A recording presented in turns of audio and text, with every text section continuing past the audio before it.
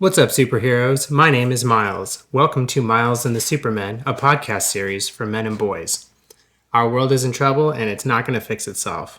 If we want to transform tomorrow into a beautiful place for everyone, we're going to need our men and our boys to help bring that vision to life.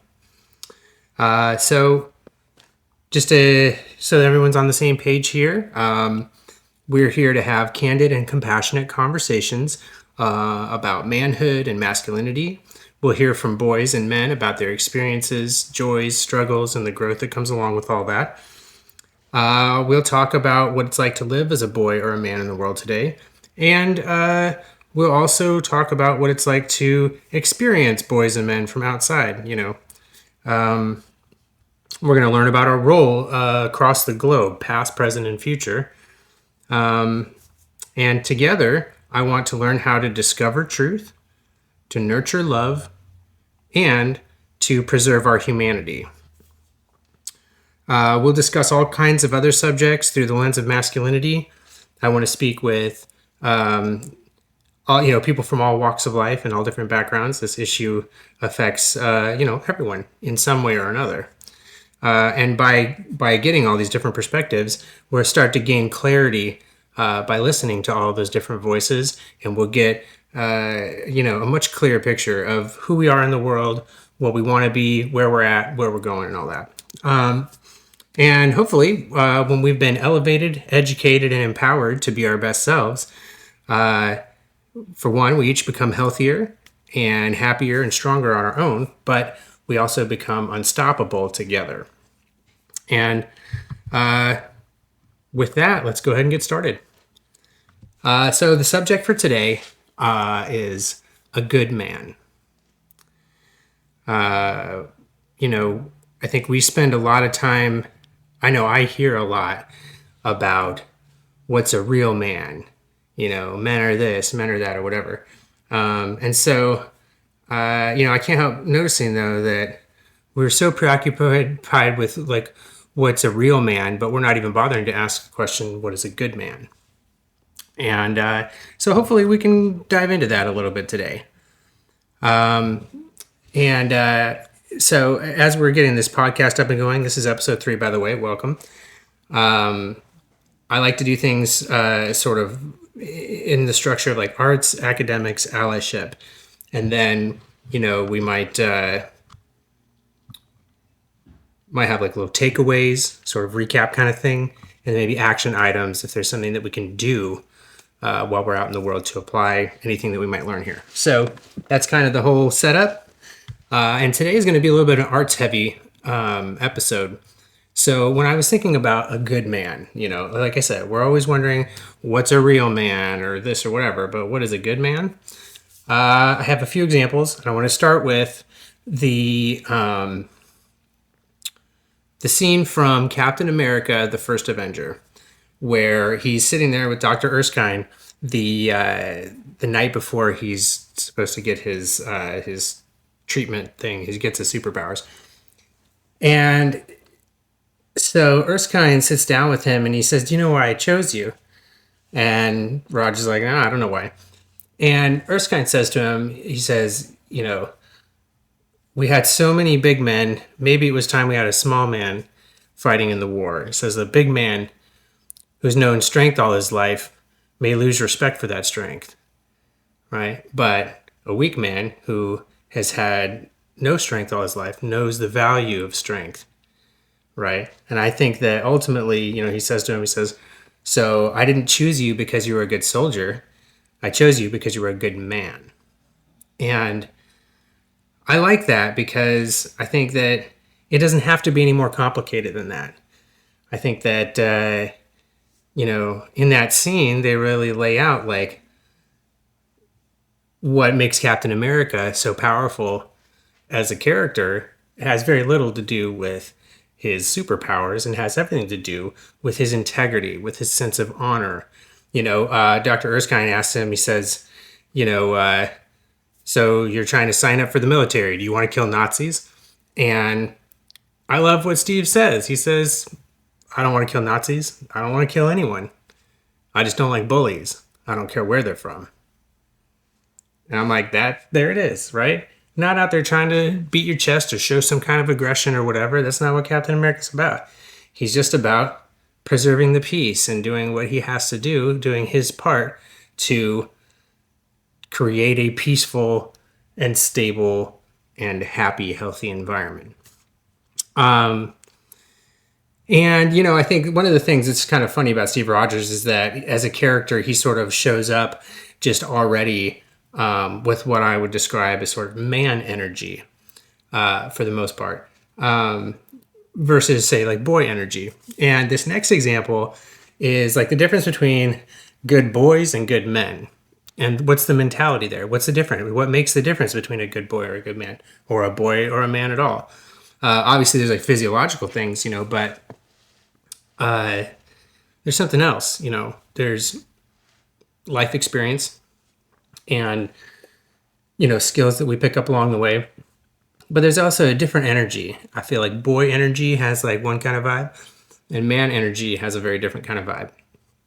So for the boy energy, I was actually thinking about Attack the Block. Because it follows, it's a great sci-fi film. Takes place in London, and so there's a bunch of these adolescent kids from this one particular block, and aliens roll up, and you know, things ensue. But the mentality of these boys early on, for one, you can just sort of see that they're very disconnected from community. They're very disconnected from, you know, large aspects of themselves. There's a lot of performative chest beating kind of thing, you know. And so they're very insecure about themselves and really trying to put on a front all the time. But more than that, they're very in the moment, and they're very about whatever they're about in the moment, but they don't really take a lot of interest in the larger picture, the way that they impact other people or anything like that. Instead, they you know, they are sort of laser focused on what they want, what they need, and they're very kind of reactive and impulsive, right? And so you can see that even though they have that kind of energy, they do things that are very heroic. They end up, you know, the goodness in them comes out, and so you see these boys with this boy energy and this boy mentality, and they still do these heroic things. All right, so that boy energy is just one that is not particularly aware of and concerned with anything really beyond their own self-interest. You know, so it's very self-centered. Doesn't even necessarily have to be negative. It's just self-centered, you know, not selfish, not like, oh, I want more for myself. Just, I think mostly about what's in front of me and my own thoughts and feelings. And I'm not really concerned with, you know, beyond that. And, you know, and so this is like a consciousness, the difference, you know, and like there's like a whole vibe and how you think about things. So some people are just, they call them old souls, you know, and so like you see that pretty early on in their lives, they got this man energy. And then sometimes, you know, people retain sort of a more boy mentality even into adulthood. And there are notes of both that we can integrate along the way if we start being really conscious about how we do us, you know, how do I do me, you know, then, you know, you can integrate both of those things, but on their own, they're these very different energies. And by contrast to that, my next example was Maximus from Gladiator, right? When you think of manly, masculine heroes, you know, it doesn't get a whole lot, you know, he's like the quintessential, like it doesn't get much more classic than Maximus, right? And I love him as an example of masculinity. He's a character that I would say I look up to. And I think it's you know, the reason that he's such a great masculine role model, or the reasons, there are several, but the first one that comes to mind has to do with he has his priorities centered around the well-being of the people in his charge, right? He's worried about the well-being of his men out on the battlefield. He's worried about, you know, he's concerned himself with the well-being of his family and the well-being of the people of Rome and the Republic, right? So what matters to him, what he makes important, what his values are, involve the well-being of all of the humanity that he impacts, right?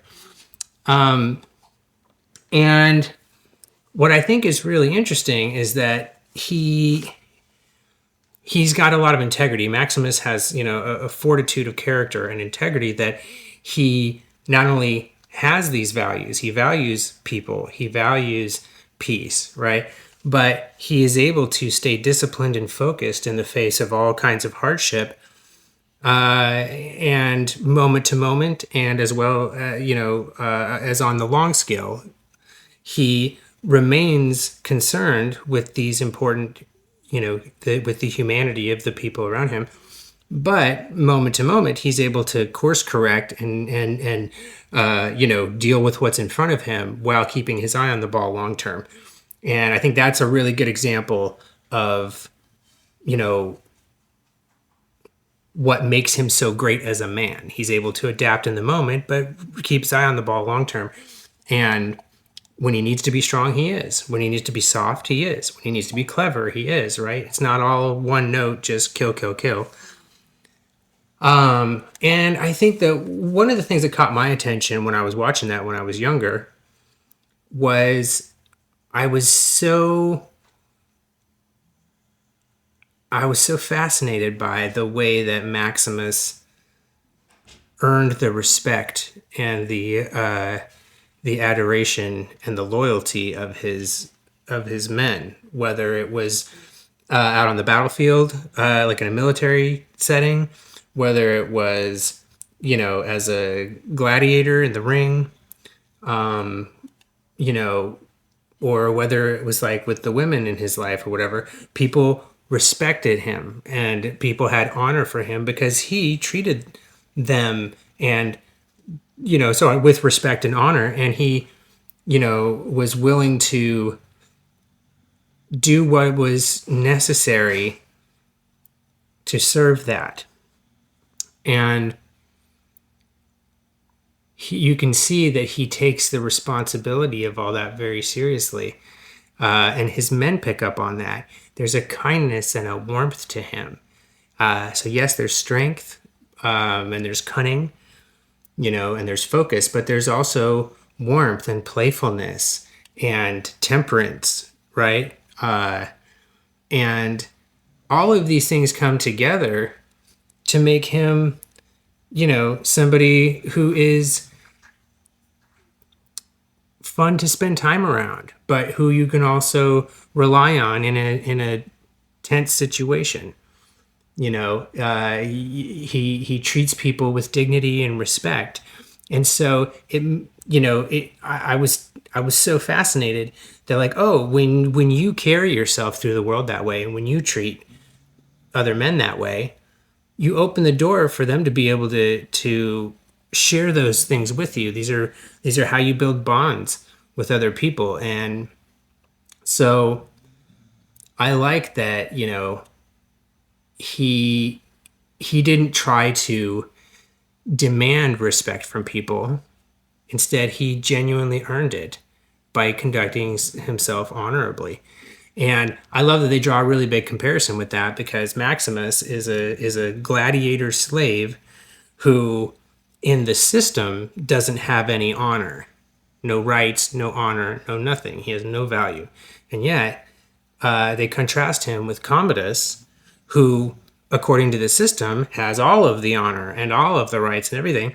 But we can see through all that. And when you compare them and they're standing next to each other, man to man, you can tell the difference. One of these men has people's genuine respect because he genuinely embodies being a good man.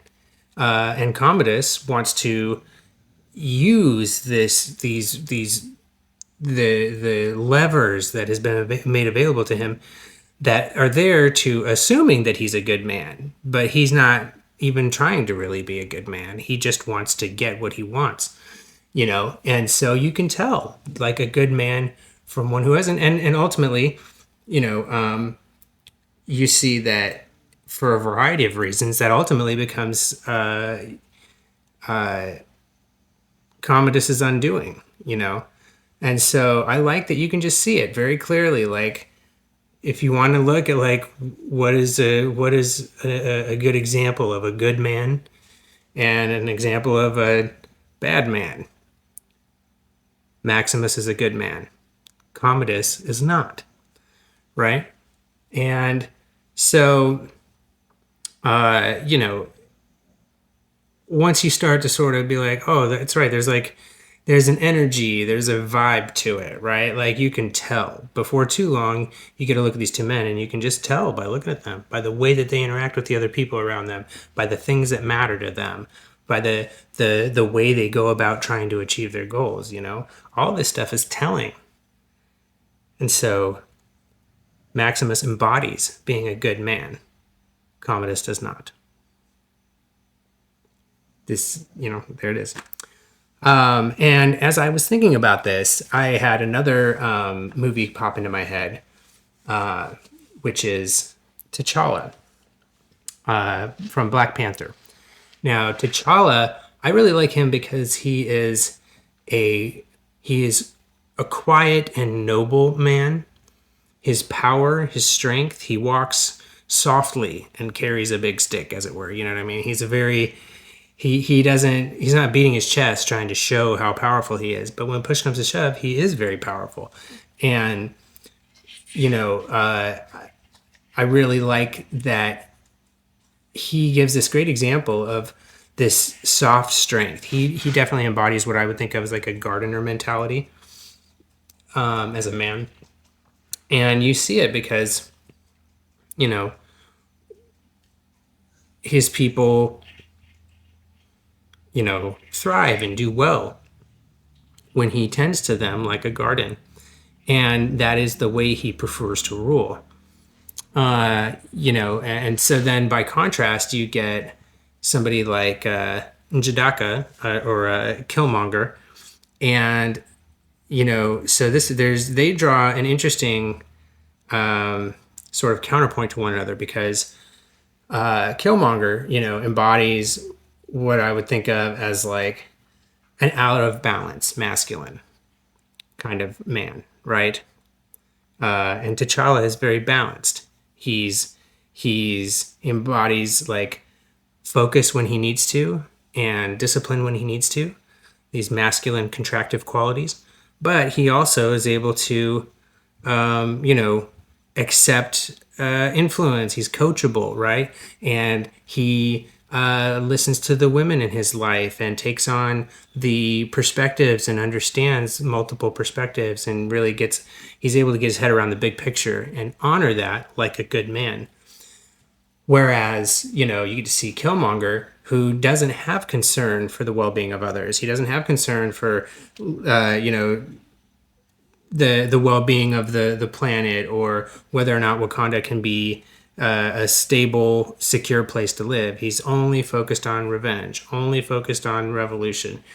And it comes at the cost of literally everything else. And he depowers other people around him because he's so frivolously using violence and aggression towards this one narrow view that you just see that like he ends up sort of destroying all of the things that he thought he was protecting in the first place. And so I like that T'Challa shows that, you know, strength doesn't necessarily have to be about beating your chest and being loud about it. Strength can sometimes just mean, you know,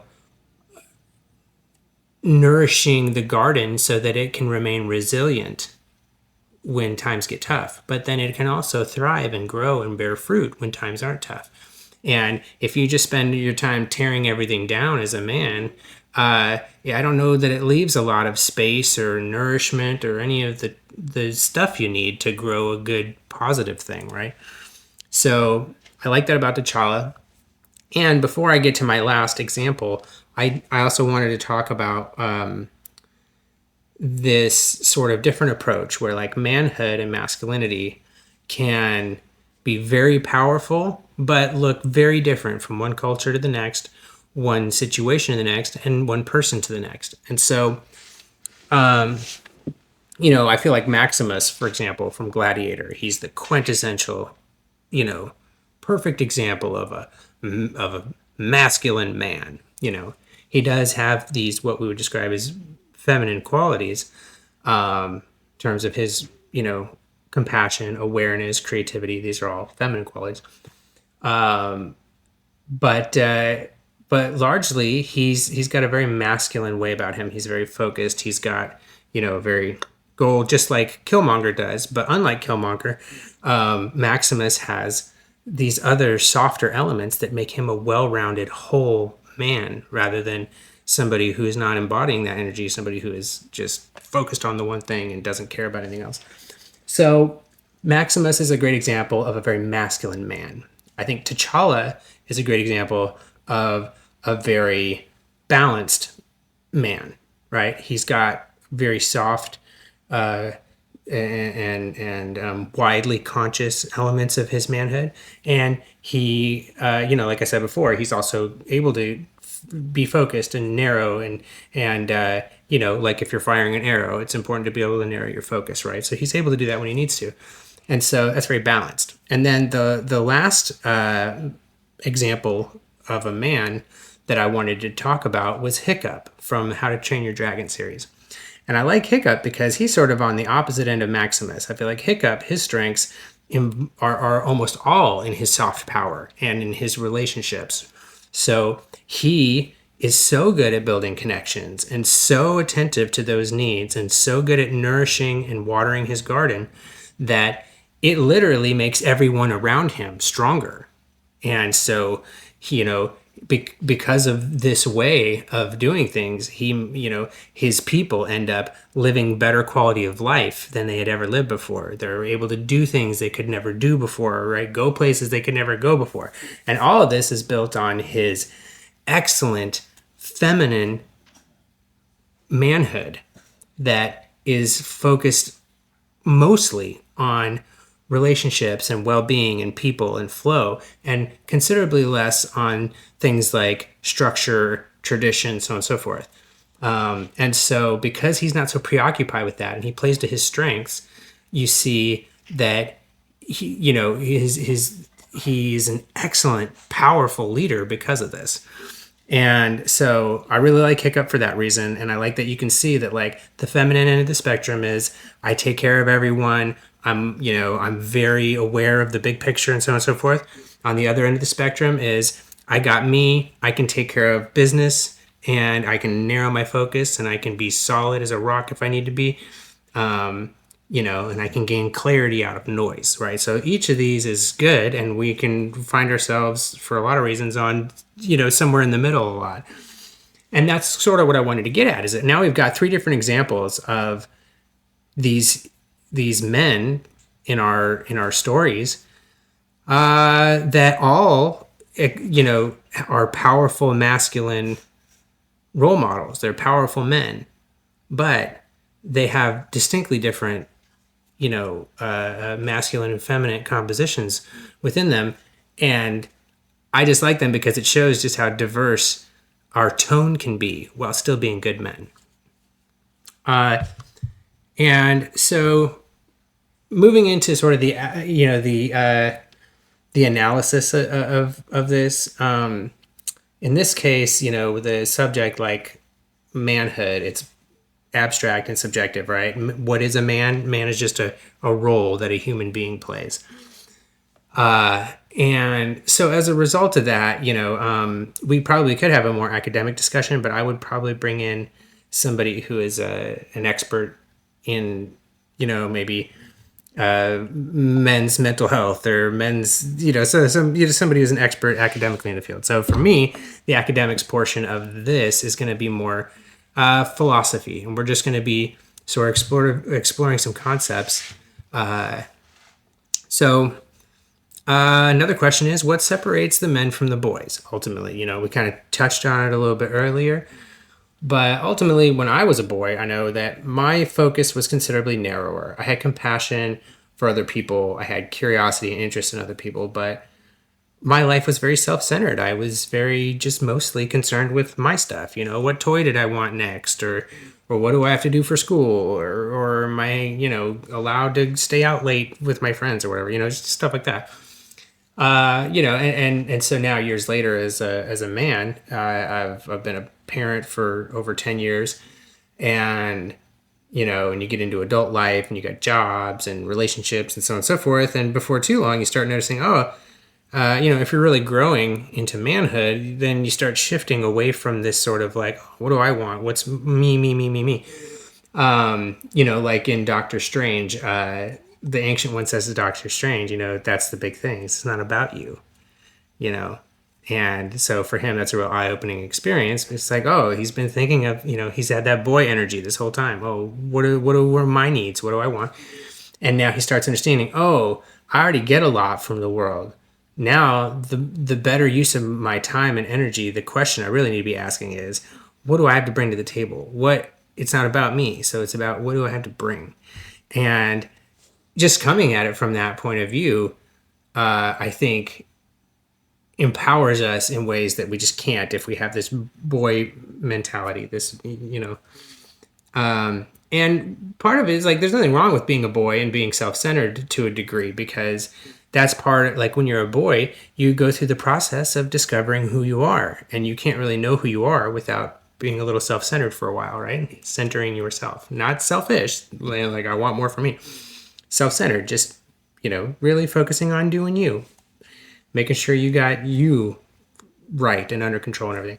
So there's nothing wrong with that. But as you grow older and life becomes more complex, then to match that, we sort of evolve into this, what I would describe more as like a man vibe.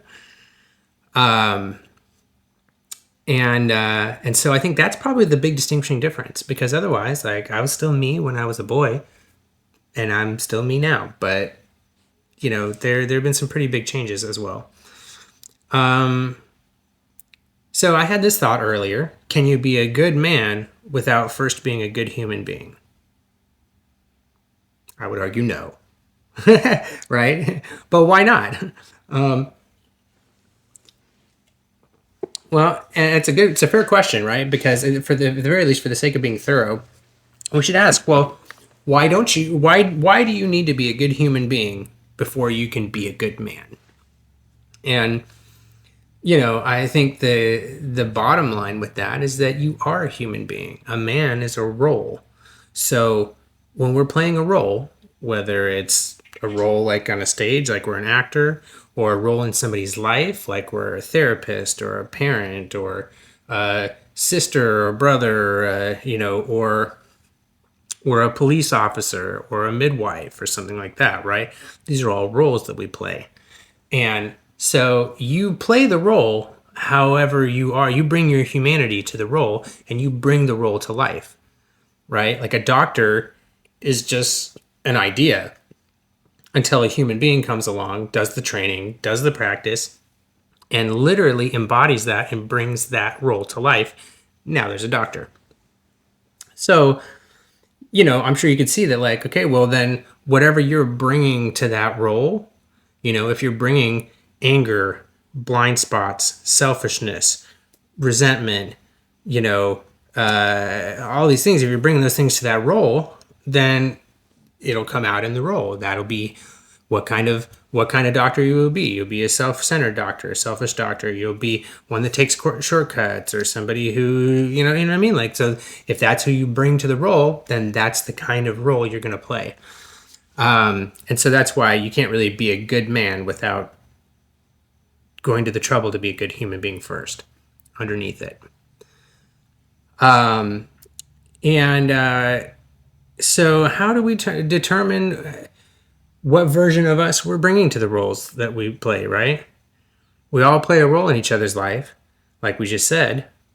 And if your humanity and who you are as a person is what brings that role to life, then how do we determine whether or not we're bringing a good version of us to those roles? And for that, I start asking questions like, what am I consuming? Mind, body, and spirit, right? What am I consuming? What ideas and thoughts do I consume? Do I listen to people who spend most of their time gossiping, calling people names? Do I listen to people who have, like, arrogant attitudes, and people who are, bullying each other and calling names and things like that, right? Am I filling my mind with those things? Or am I listening to new perspectives and seeking to expand and grow my knowledge, right? These are very different activities and they change, how we show up in the world. So we are what, they say you are what you eat. And I would say that's true, but mind, body, and spirit. So thoughts, ideas, perspectives, and assumptions, these are all stuff we feed our mind. How about our spirit, mind, body, and spirit? So let's talk about, the body is obviously food, right? So food and drink and so on. What do you put into your body? But spirit is what kind of attitudes, what kind of energies, what kind of vibes, right? It's not all woo woo. It's like you can tell if someone's got a good energy or not. Are they friendly? Are they open? Are they sharing? Are they flexible? Can they learn? Can they, or are they inflexible? Are they trying to take something and want only for themselves, right? Do they want something better for themselves? Are they able to get along and cooperate, or do they resist being helpful and cooperative, right? These are all, energies. Like, what is your intention? Do they have good intentions to be kind and helpful and cooperative with you, or do they have intentions to be hostile with you? So if you're spending time consuming media or spending time around people who have a hostile energy or a self-centered or a bitter energy or have prejudice energy and things like that, those attitudes, those beliefs, they rub off on us. Sometimes they rub off on our mind. Sometimes we don't even realize it. Nothing really has changed in our mind per se, but our attitudes about things have changed because we affect each other. We have an impact on each other. So I always like to make sure I'm taking responsibility for what I'm putting in my mind, what kind of energy I'm putting in. So what kind of people do I listen to? Do I listen to people who are belligerent and yell over other people? Or am I spending my time listening to people who thoughtfully listen and talk with each other and share ideas creatively and positively, right? It makes a difference. The same way with, food. If you shove junk food in your face all the time, you might be full physically, but if that junk food doesn't have any proper nourishment or it's got sugar and additives that you don't need, then what you've put into your body will cause negative things in your body to happen, right? And so yes, there are experts in areas like this, about like nutrition and sort of what you put in your body, but you don't really have to be an expert to get some of the basics here, right? So put in garbage, you get garbage out.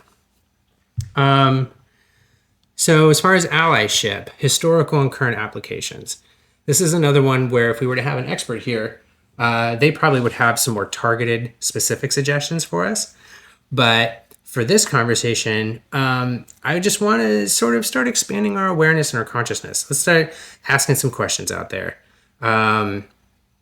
in terms of like, what is so the next, by the way, so we did arts, academics. This is allyship. So how does manhood affect us? How does it affect other people? So things we can be looking into. How have others experienced men throughout history? Not what do I think being a man means in the world. What is other people's experience of men? And I don't get to say what that is. I don't get to assume. I don't get to discredit their story. They tell me what their life experience is. They know their life. I don't know their life. I know my life. They know their life. So I listen to them and I take them at the word. Next question. How accountable are you? Are you able to be held accountable if you make a mistake or if you have room to learn on a thing? Are you willing to take accountability, or do you resist it and like, oh no, I just have to blame somebody else? So accountability, we'll probably have to do a whole episode on it, but that's something I try to be aware of is like, for one, am I taking accountability for my actions, for my words, for my impact? And I also look at other people and I say, is this person taking accountability for their actions, for their energy, for their impact. And that informs largely, whether or not I trust somebody to do a certain thing, right? Or whether or not I find that somebody is worth my time and energy or my vote or something like that, right? So like these things are important questions and they tell us a lot. To that end, how accountable are the men in your social sphere? How accountable are they for their actions? Now remember, accountability doesn't mean punishment. It just means saying, hey, I acknowledge that I did have a part in that. I messed up. I'm going to do this to make an adjustment. Accountability is easy. It doesn't have to be hostile. It doesn't have to be anything. So, are you accountable? And are the men in your social sphere accountable? Let me know. Let me know in the comments of all this. But also, it's just a question for you to be walking around asking yourself. So when you're looking at the world and you see men out there exercising their manhood, good men tend to take accountability if there's a problem. And people who are not being good men tend to not want to take accountability. They want to blame others for things and they want to make excuses. A lot of times too, they'll cause a problem and then don't want to take accountability for it too. So sometimes it's just not owning up to a thing that you clearly did. And so accountability is a big tell on whether or not there are good men present. And with that, and so to my next point, how well can we tell a good man from a bad man out in the world? And those are going to be some of the things. Accountability is one. Do they conduct themselves honorably and respectfully? Do they treat people with respect and honor? Are they patient? Are they coachable? Can they make adjustments? Can they change their point of view? Can they listen like a man? When they take action, are they constructive or destructive? When they take action, do they collaborate with other people or do they try to just do it all themselves and don't listen to anyone? Every single one of these is an important factor. And you can tell, again, I always say the results speak for themselves. So you can tell a good man from a bad man because you'll feel the energy. You'll see the results. You'll see the impact that they have on the world and the people around them. And then you can tell. And you can tell from yourself whether or not you are practicing being a good man or not. You can tell by the way it feels. If other people may not feel safe to tell you what their experience is of you, by the way. So that sometimes is a little tricky. You don't always get to get the feedback because you damage the relationships that would give you the honest feedback. So sometimes you end up with blind spots. You do have room to grow. You're maybe not being a good man like you want to be. But you wouldn't know it because, let's say maybe you've got a partner or a child or something like that who can't hold you accountable because of power dynamics. So they don't feel safe to really tell you how they feel. And so then that's where having accountability for one amongst other men can help us get that perspective if there's other people in our lives who maybe don't feel like they can give that to us. And then also we can set about repairing relationships so that people do feel like they can give us honest feedback. And then we learn to take that and we have accountability and coachability. And now we can repair these relationships. So if we want to be good men, now we have a path to be able to do it. And I think that thinking about these things like that is a big part of how we get there. And so part of being a man involves taking responsibility and taking account of things, taking accountability. Right? And so as one of many men in the world, I look at my own impact and I also am thinking about what is the broad impact of men on the world today. We can look at it throughout history and let's look at it today, right here, right now. What is other people's experience of men in the world today? So for takeaways, like I said at the top of the episode, people often talk about what a real man is, but we seem less focused on what a good man is. Shifting our focus to the latter, to what trying to say let's be less concerned with what a real man is. Oh, he's a real man. Oh, they're a real man. Doesn't matter. No, there's no such thing as a real man. It's a role. But we are what makes it real as human beings. And like we said earlier, we're so concerned about real men. What if we skip that part and just really focus on whether or not we're seeing good men out in the world? See what happens. So that's the thing, is that nobody wants to live in a bad world, whether consciously or unconsciously. But like nobody wants to live in a bad world. But then if we don't want to live in a bad world, then we want to live in a good one. All right. So then the big question that comes to mind about that is, how can we build a good world if we're not doing it as good men?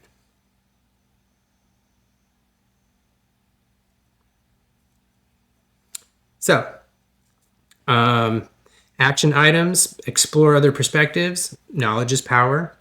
Be coachable. New skills and information are like tools in a superhero tool belt. Check to make sure that you are someone that other people feel, will see them, hear them, and that they're safe around you. Especially if it's someone that you maybe have influence or power or authority over. And, finally, the last action item is be mindful of what you consume, in terms of ideas, in terms of energy and attitudes, and in terms of, actual in your body, what you consume. And by the same token, we also want to be very mindful of not just what we're taking in from the world, mind, body, spirit, but what we're putting out in the world. What kind of ideas are you sharing? What are those ideas trying to accomplish? What do they lead to? Not what do you want them to lead to? What is the actual impact of those ideas? What about the energy you're putting out in the world? Is there a self-centered, acquisitive, I'm going to take mine kind of energy? Or are you out to make friends and share and grow and heal and, stuff like that out in the world? You trying to make good things happen and have good feelings and good experiences? Or are we trying to make bad stuff happen, self-centered stuff, take from other people? Those are energies that you come out with. Those are your intentions, right? That's all spirit stuff. So be mindful of what you're taking in and what you're putting out in the world. And then physically, be mindful of what you put out in the world, right? You can't always tell if you're making somebody feel unsafe, but you can be aware that it often happens in certain situations, and you can start looking out for things like that. And that's a way that, for instance, with women, a lot of women in the world don't feel safe around a lot of men because of a very, very, very long list of ongoing reasons. But as men, we can be aware that, there are other men out there who are giving other people bad experiences, giving women and children bad experiences, and it makes them afraid. So as a man who I'm saying, they don't need to fear me, I'm not here to hurt them. Okay, well, cool. Then I can take steps and measures to make sure that they are aware of that. I don't box women in if I feel like we're in close quarters. I make sure they feel like they can move around freely. It's a little thing that I don't have to think about as a man in most settings, but women have to think about things like that a lot.